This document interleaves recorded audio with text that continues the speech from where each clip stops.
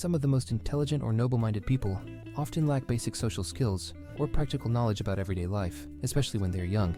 This phenomenon is commonly represented by the fictional, absent-minded professor. These characters, though brilliant in their field of expertise, often struggle with the simple tasks of daily life. This is a widespread idea seen in many stories and examples.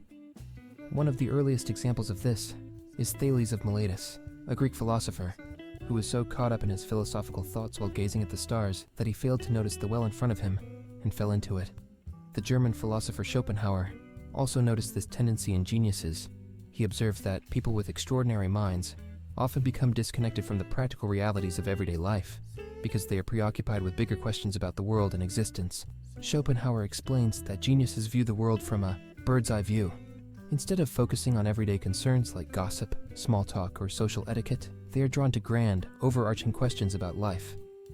This broader perspective means they often don't see the details that others focus on. Ordinary people, or what Schopenhauer calls commoners, only see the world from their own limited viewpoint. They are focused on their immediate concerns and cannot rise above their own experiences to see the bigger picture. This difference in perspective creates tension between people of great intellect and the average person. A genius by their very nature often judges others by their own high standards, which can lead to disappointment or misunderstanding. Schopenhauer believed that, because of this gap, highly intelligent people are often better off alone. Schopenhauer was quite critical of ordinary people, whom he described as shallow and distracted by trivial matters. He felt that most people do not think deeply about life or the mysteries of existence. His writings were aimed at an audience of similarly gifted individuals, offering advice on how to deal with those who don't share the same intellectual depth. For instance, Schopenhauer advises that when encountering ignorance or pettiness in others, instead of getting frustrated, one should view it like a scientist discovering a new specimen. This detached approach helps avoid emotional upset and allows the genius to continue their path without being hindered by the shortcomings of others. Great thinkers, Schopenhauer suggests, are like eagles that build their nests high up, away from the distractions of ordinary life.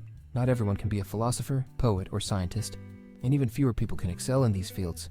However, Schopenhauer believed that simply being interested in deeper, more transcendent subjects sets you apart from the common person. Interestingly, another philosopher, Nietzsche, shared Schopenhauer's disdain for ordinary people but for different reasons. Nietzsche's critique focused more on the morality of the masses, which he felt was driven by a herd mentality, while Schopenhauer's focus was on intellectual superiority. Nietzsche criticized the way ordinary people followed conventional moral rules without questioning them. So, basically, Schopenhauer believed that geniuses are often out of touch with daily social realities because their minds are focused on grander questions about existence.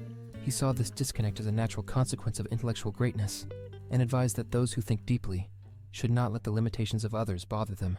Instead, they should remain detached, focusing on their own intellectual growth and staying above the distractions of the everyday world.